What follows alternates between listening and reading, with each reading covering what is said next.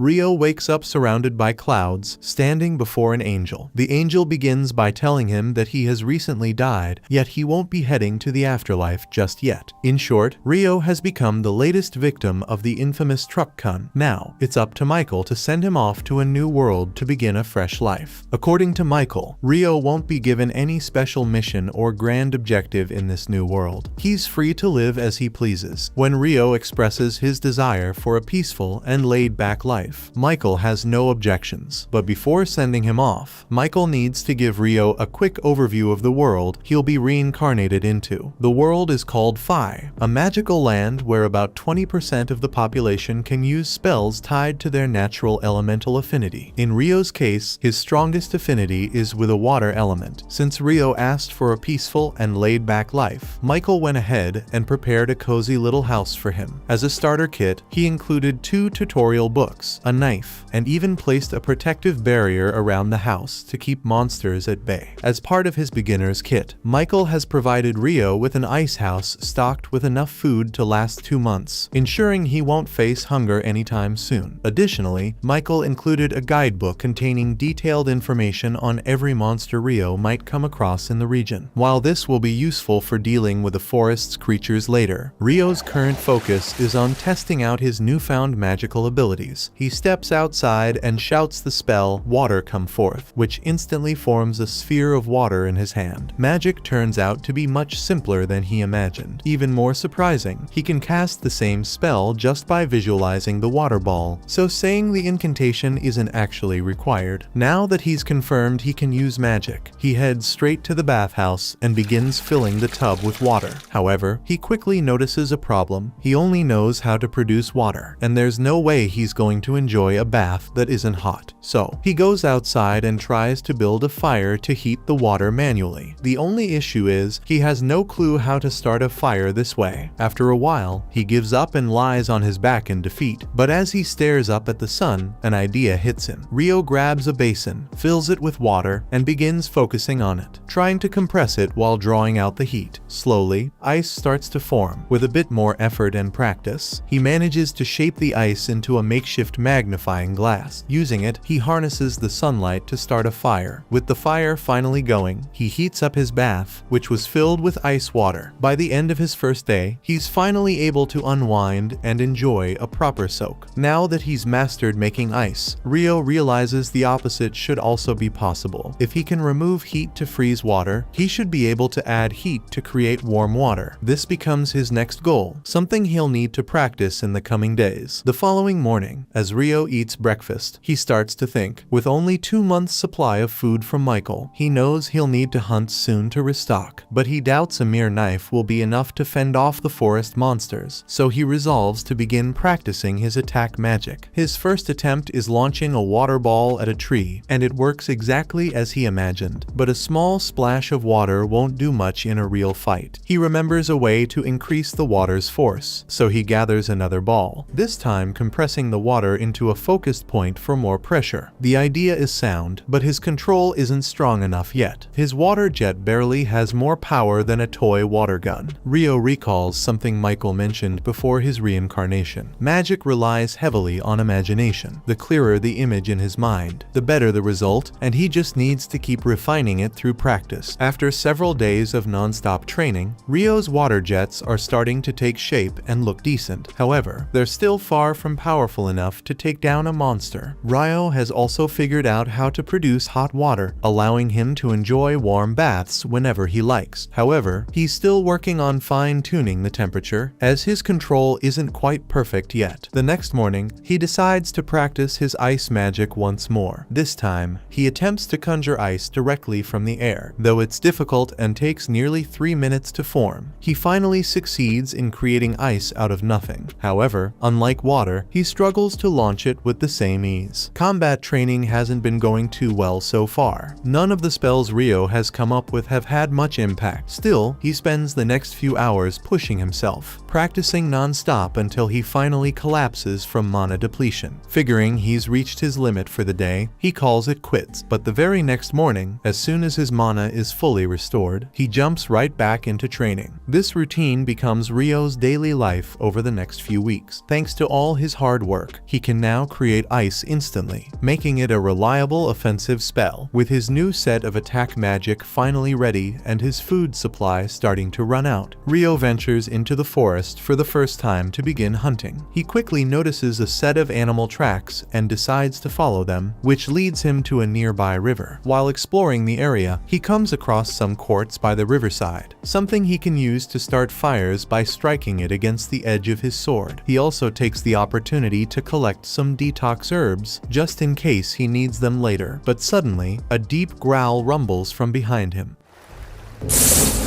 When he turns around, he finds himself face to face with a lesser boar, and he freezes in place. The boar charges at Ryo, but this is his first life or death battle, so he panics. At the last possible second, he snaps to his senses and leaps sideways, barely dodging the beast's rush. However, the boar isn't finished. It turns, ready to attack again. Luckily, Ryo's mind clears just in time. As the boar charges toward him, he swiftly creates an icy path beneath its hooves, causing it to slip. Without wasting a moment, he summons several sharp ice spikes directly in the boar's path, stabbing it and killing it instantly. After butchering the boar, Ryo pulls out the monster guidebook to learn more about it. According to the book, the lesser boar is actually the weakest monster found in that forest. The guide itself is clearly intended for beginners, so most of the listed creatures are fairly simple. However, toward the end of the book, Ryo notices 2 additional pages that stand out. They look like they might contain something important. One of the pages describes dragons, immensely powerful creatures capable of wiping out entire cities by themselves. The guide strongly advises fleeing immediately if he ever comes across one, as fighting it would be hopeless. That said, outrunning a dragon isn't likely either, so running into one is game over. Another page mentions mysterious beings called Akuma, apparently a type of fallen angel. However, the book offers very little information about them. The book's only advice is simple: if you ever encounter one, you're as good as dead. The following day, Ryo heads out to hunt again. But while his guard is down, a giant assassin hawk swoops down from above and launches a surprise attack. The creature uses wind magic to slice through its prey with razor-sharp slashes. Ryo has no choice but to run, quickly summoning ice shields to block the incoming blades of wind. He knows hawks are extremely dangerous opponents and would rather avoid a fight, but escaping isn't an option. That means his only choice now is to stand his ground and fight back. He lifts his hand and launches a stream of water jets, but the hawk skillfully evades the attack and dives at him, using wind magic to strike. Ryo, however, reacts just in time, forming an ice shield that cuts the hawk across the eye and sends it crashing into the ground. Moments later, the hawk regains consciousness. Though it has permanently lost one eye, it takes to the skies to retreat, but before disappearing, it locks eyes with Ryo one last time, etching his face into memory, because now it's personal. Ryo lets out a sigh of relief, grateful to have made it out alive. Still, this is far from the peaceful life he had imagined for himself. During the chase with the hawk, he ran so deep into the forest that he ended up completely lost, wandering until well into the night. As he searches for a way back home, he unexpectedly stumbles upon a glowing lake. Right in the middle of it stands a Dullahan, and from the looks of it, the creature has already noticed him. Over time, Ryo hones his skills through relentless training, mastering the art of hunting and preserving food with little difficulty. His water magic has grown significantly more powerful. He can now conjure razor-sharp ice sheets and slam them down in an instant. Even his water jets have reached new heights, slicing effortlessly through solid stone. At this point, his combat prowess has become formidable. However, ice magic isn't the only thing Ryo has been practicing. Ever since his encounter with the Dullahan, he's ventured into the forest each night to battle it. Strangely, the monster guidebook never mentioned Dullahans. Either they aren't classified as monsters, or they're too advanced for a beginner's manual. Regardless, Ryo remains determined to face it. He rushes in with his ice staff and starts swinging, treating the encounter more like a training session than a real battle after all. The Dullahan completely outmatches him in both power and technique. Ryo does his best to defend himself, summoning ice shields to block the incoming blows, but despite his efforts, he's quickly overwhelmed and brought down within seconds. Though the Dullahan has never spoken a single word to him, Rio can't shake the feeling that it's taken on the role of a mentor, trying to mold him into something stronger. Suddenly, the Dullahan lifts its sword and channels water magic to lengthen the blade. Rio is taken aback to discover that it can use water magic too. After showing him how the technique works, the Dullahan hands the sword over to Rio and calmly steps out onto the lake. One day, while Rio is out hunting, he is ambushed by the same assassin hawk from their previous encounter. He doesn't remember it being black before. It must have evolved, pushing itself to grow stronger just for this moment of vengeance. The hawk swoops down at Rio, unleashing a barrage of wind slashes. In response, Rio quickly conjures 5 layers of ice walls for protection. But now that the hawk has evolved, its wind attacks are far more powerful, strong enough to shatter all of Rio's defenses in an instant. And now a wave of anxiety begins to creep over him. Rio sprints across the field, throwing up ice walls to shield himself from incoming strikes. When he spots an opening, he fires back with a volley of ice spikes, but the hawk easily evades them, surging forward with a sudden burst of speed, and that's not the only surprise it has in store. The hawk lets out a piercing screech at a frequency that disrupts Rio's magic, causing his ice shields to vanish and leaving him nearly unprotected. But the hawk isn't finished, yet it hovers menacingly in front of him, and Rio senses that a major attack is coming, though he can't predict when. Moments later, Rio can feel electricity in the air as a bolt of lightning is shot straight at him, and an attack like that would have been fatal. But luckily, he was able to use a stick as a lightning rod and jump away to save himself. As Rio struggles to shake off the lingering shock, the hawk swoops down, aiming to deliver a fatal strike with its sharp claws. At the last moment, Rio summons his ice blade and deflects the attack.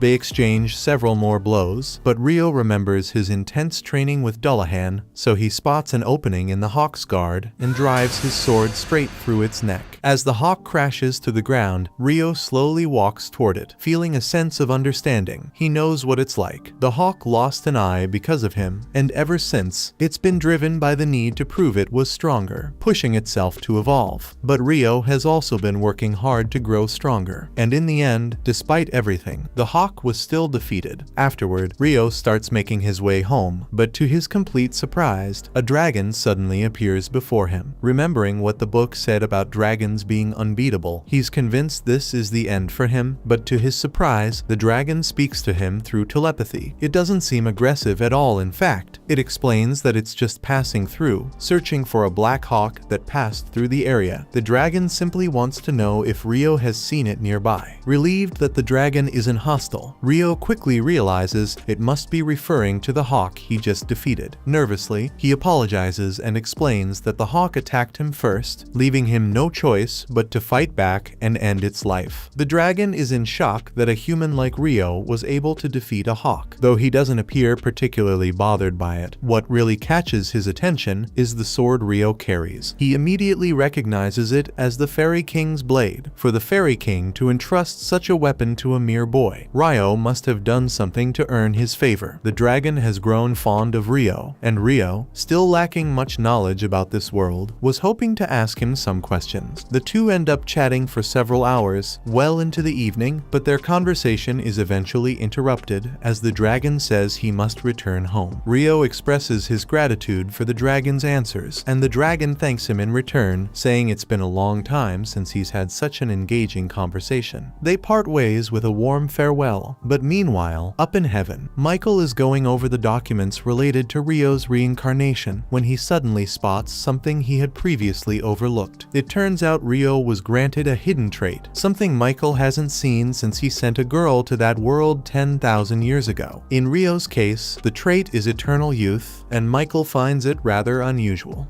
Rio heads to the beach, craving salt-grilled seafood, but he's shocked to see a giant shipwreck. He notices a man's dead body, which makes him feel sad, but then he suddenly hears another man's grunt, relieved and happy to realize someone is still alive. Abel remembers how the ship was destroyed by a giant sea monster, and when he wakes up, he's surprised to find himself alive. He looks around and sees his belongings placed next to the bed, so he grabs his sword and walks out of the house. Rio arrives and greets him. Abel is surprised that he couldn't sense him at all. Judging by the way Rio is dressed, he assumes Rio has nothing else to wear, but quickly realizes he shouldn't think poorly of the man who saved him. He introduces himself and thanks Rio for saving him, but Rio mentions that all he did was bring him home, so there's no need to thank him. He shares the sad news that, unfortunately, no one else survived. Abel realizes their bodies must have also washed ashore. He reveals that they were all smugglers, so Rio doesn't need to worry about them, but this shocks Rio. However, before Abel can say anything else, his stomach growls from hunger, so Rio invites him to lunch. While eating, Abel learns that Rio doesn't own any clothes, which surprises him, so he asks why he doesn't buy new clothes. But he soon realizes that since Rio has no money, he can't procure necessities. He thinks he might have offended Rio, but he mentions that there aren't any towns around here, so he can't just buy new clothes. Abel realizes he must have gotten the food by hunting, which impresses him, and he wonders if Rio used the knife to hunt. But Rio reveals that it's only for self-defense and cleaning whatever he catches, because he uses water magic for hunting. Abel is impressed because even in the central provinces, only about half of the population can use magic, and he is part of the ones who can't. Rio remembers Michael told him that the percentage of the magic users is 20%, but Abel is unable to understand his mumbling.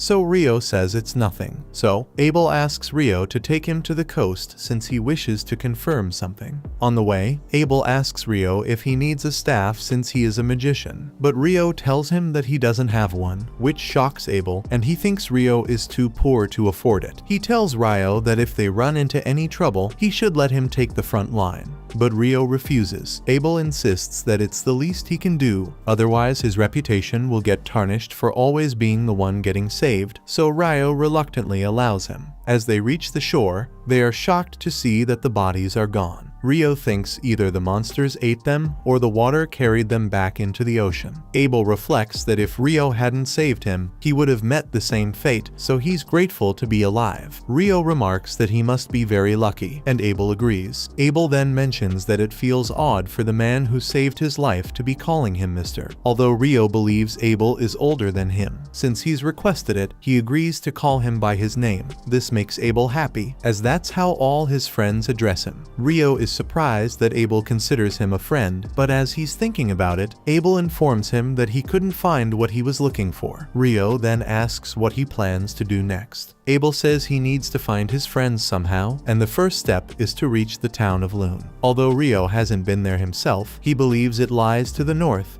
and that they'll need to trek across that side of the island. Abel then gets an idea and decides to recruit Rio as his guide. Rio agrees, on the condition that he gets at least one day to make his preparations. Rio realizes he won't be able to continue his dream of living a slow life. At night, when he tells Abel that he needs to bid farewell to someone, he is surprised since it's very late, but Rio mentions that the person is only available at this time. As he leaves, Abel remembers how he earlier said that no one else lived around there, but he thinks perhaps he wants to pay his respect to someone, and maybe he wasn't always alone on the island. But nonetheless, it's not his job to intervene in Rio's personal matters. Sometime later, we see that Rio has actually gone to bid farewell to the Dullahan, saying he will be leaving the forest of Rondo for a while, but he feels grateful for the training he has received that has enabled him to survive. He knows he will be away for a while, so he decides to use all his power in their last sparring session. Rio charges forward with full force, but the Dullahan easily deflects all his attacks, leaving him exhausted. Before leaving, the Dullahan gives him new clothes, which makes Rio very happy and promise to wear with pride. The next day, they finally begin their journey, and Rio wears his new outfit, which fits him perfectly, but on their way, they soon run into a lesser boar, so Abel tells him to stand behind him and observe. He charges at the boar, and activates the combat skill called Total Impalement, which creates a hole in the boar's abdomen, and it dies on the spot, impressing Rio. He wonders what sort of skill it is, so Abel thinks a magician like him must have seen it for the first time, but it's very common for swordsmen and other people who use use weapons to fight. The next morning, as they resume their journey, Abel hears a sound and they notice 2 lizards in the marsh. Abel thinks they'll be difficult to deal with in the water, so they decide to take another route to avoid them. As they move along the alternate path, Rio senses that the lizard folk are following them. He informs Abel, who realizes they have no other choice but to fight. Rio tells him that there are a lot of them, so he'll use his magic to take them out. Abel reminds him that he doesn't have his staff, but Rio simply chants a spell and kills them all with icicles, shocking Abel. Together, they take out all the lizard folk. After the fight, Abel asks Rio about the spell, noting that the wind magicians he knows can only cast a single spell per invocation. Rio suggests that maybe it's different for water magic before they resume their journey. Rio uses magic to summon water so they can stay hydrated. However, Abel notices that Rio used a different incantation than before, which makes Rio nervous, and he quickly changes the topic, saying Abel must be imagining things. After walking for a bit, Abel gives Rio a coin, and he's surprised to see it since it's his first time seeing this world's money. So Abel explains that it's a bronze florin used in the kingdom of Nightly, where Lune is located. He further explains that in the central provinces, each mints their own coins, but they all use the same denominations, and Nightly is one of the 3 major nations, with the other 2 being the Debuhi Empire and the Handelu Federation. Rio finds the name Debuhi a bit strange, so Abel wonders if he has a problem with the nation. Rio clarifies that he just finds the name a little unusual. He explains that a nation's name is very important to its people, since they have to introduce themselves everywhere as being from Debuhi, which does sound odd. Rio admits he wouldn't like to introduce himself like that, and Abel thinks he's overthinking it a bit. After some time, they finally get out of the forest, but as they are walking, Abel notices a rock moving, so he gets ready to attack. But Rio creates an ice wall, which blocks the rock. Abel notes that they have been surrounded as they have stumbled into a rock golem's nest, but Rio is surprised to see the rock golems, since he always thought they were humanoid with arms and legs. Abel tells Rio to stay there while he charges forward towards the golems, but his total impalement attack has no effect on it, as it quickly regenerates itself, which shocks him. Rio tells him that he has an attack he wants to try, so Abel tells him to go ahead. Rio creates 10 layers of ice walls joined together and drops them over the golem to immobilize it. Abel is shocked to see such powerful magic, but Rio casually mentions that he's only taken out 2 golems so far and plans to do the same with the rest. Soon they take out most of the golems and only one remains, but surprisingly it isn't moving. So Rio thinks perhaps they draw energy from the ground, and since it's flipped over it can't draw energy from Earth. Just then, Abel notices a big magic stone attached to its bottom, which makes him happy, but he wishes he could collect it from the rest as well. But unfortunately that won't be possible now. On their way, the duo notices a giant hippo sleeping, and Rio wonders if Abel wants to slay it, but Abel has no such ambitions. He reveals that he's never seen it in person, but it appears to be a behemoth. Suddenly, they notice several wyverns approaching, which excites Rio. They'll be able to witness a monster battle from the front row. Abel thinks the behemoth is at a disadvantage, but Rio believes it won't go down so easily. As the wyverns begin to attack, the behemoth gets up and lets out a loud screeching sound that knocks them out, making the wyverns fall to the ground. Rio explains that it used magic negation. At night, as they set up a fire to cook their meal, Rio jokes that he was hoping for a match between Abel and the behemoth, but Abel tells him that's not happening. He mentions that he's heard of traps in dungeons with similar effects, but he's never actually seen magic negation before. Hearing the word dungeon excites Rio, and Abel wonders if Rio wants to hear more about them. Rio says he would like to visit a dungeon himself, so Abel tells him that there's only one dungeon in the central provinces, and luckily, it happens to be in the town they're headed to. Rio jokingly asks why Abel has been hiding this information from him, prompting Abel to get defensive, saying he didn't know he was so interested in dungeons. Rio continues teasing him, asking if he's kept any more important information from him. So Abel asks if he knows about elves and dwarves. Rio tells him that he doesn't, so Abel informs him that dwarves are skilled smiths